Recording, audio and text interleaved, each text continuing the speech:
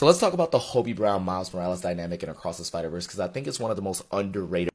If you haven't seen it, please go watch Goofy's video because it's a great video. And as another black man who spent a lot of my life around not a lot of people who've looked like me, I can absolutely empathize with the connection and the sentiment that he's trying to connect there, especially growing older and having more black men in my life. So please watch that video. That said, there are people in the comments there that are trying to kind of disagree with what Goofy is kind of saying by saying that Hobie mentions when Miles asks him why he's there. Hobie says, he's like, oh, I'm just protecting my drummer, as if that shows that Hobie is actually there to protect Gwen and so on.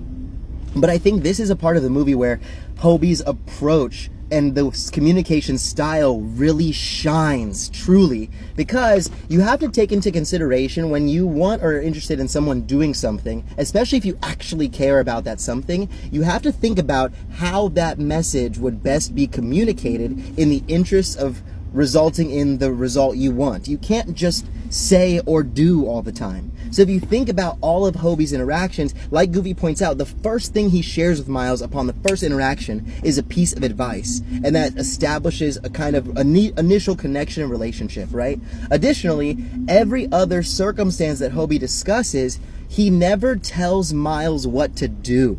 He just presents options or opportunities to him, or reminds him of other things to consider, because he can recognize that Miles is on such a tunnel vision trajectory that all Hobie needs to do, and all that is effective in that moment, is just showing someone that there are some other options. So all Hobie is doing is trying to loosen Miles' rigidity when it comes to this goal he has to join Spider Society. And that is, again, such an important piece of what it takes to actually reach a result that you think is worthwhile. If Hobie had met Miles and told him immediately, or even when Miles asks, like, what are you here for? And he says he's here for his drummer. If Hobie in that moment had tried to tell Miles, like, oh, I'm actually here for you because I know that you're not going to want to do blah, blah, blah, blah, blah, blah, blah, that would actually reduce Miles' likelihood to want to favor Hobie's approach or opinion or perspective in orientation to this whole situation.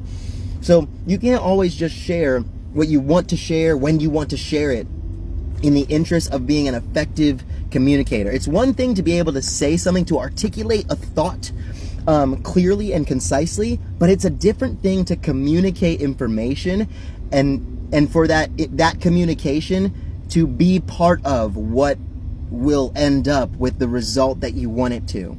And again, that's why I think Hobie's whole presentation and personality is so, he's just such a good character. For only 4 minutes on screen, so good. So well done. Go watch that movie if you haven't seen it already.